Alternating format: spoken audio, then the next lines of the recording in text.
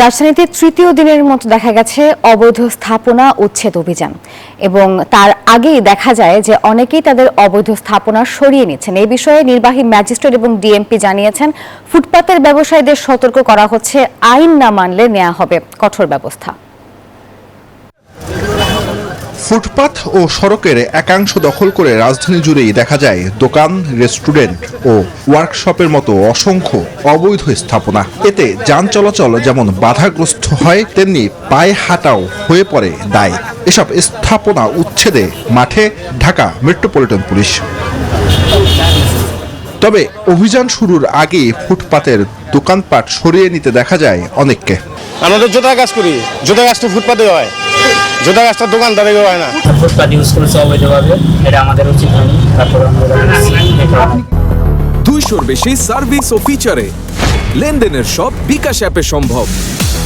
আমাদের যদি একটা ভালো প্রতিষ্ঠান দেয় তাহলে আমরা এখান থেকে সরে আরেক জায়গায় যাবো। অভিযান শেষ হলে আবার কি বসবেন আপনারা? অনেকজনের বস্তা যদি দেয় তাহলে তো আমাকে বসতে হবে। অভিযানের তৃতীয় দিনে মোহাম্মদপুরে যায় ডিএমপির ট্রাফিক বিভাগের দল। অপসারণ করা হয় সড়ক ও ফুটপাত দখল করে গড়ে ওঠা দোকানপাটের অতিরিক্ত অংশ। অভিযান পরিচালনাকারী ম্যাজিস্ট্রেট ও ডিএমপি কর্মকর্তারা জানান, ব্যবসায়ীদের শুরুতে সতর্ক করা হচ্ছে, কেউ আইন না মানলে কঠোর হবেন তারা। রাস্তার উপরে দোকান এক্সটেন্ড করেছেন অথবা রাস্তাটা জবরদখল করে নিয়েছেন, তাদেরকে আমরা সরিয়ে দিয়েছি, কিন্তু আবারও ওনারা চেষ্টা করছেন বসার জন্য। আমরা চাচ্ছি না যে একবারই একদিনে এসে আমরা তাদের কিন্তু উৎখাত করতে পারবো না, যেহেতু অনেক দিনের প্র্যাকটিস। আমরা তাদের একটা মেসেজ দিচ্ছি এবং আমরা প্রাথমিকভাবে তাদের নোটিশ দিয়ে আসছি। পরবর্তীতে যদি তারা একই কাজ করে, রিপিটেড হয় যদি অপরাধটা, তখন আমরা আরও হারস হব।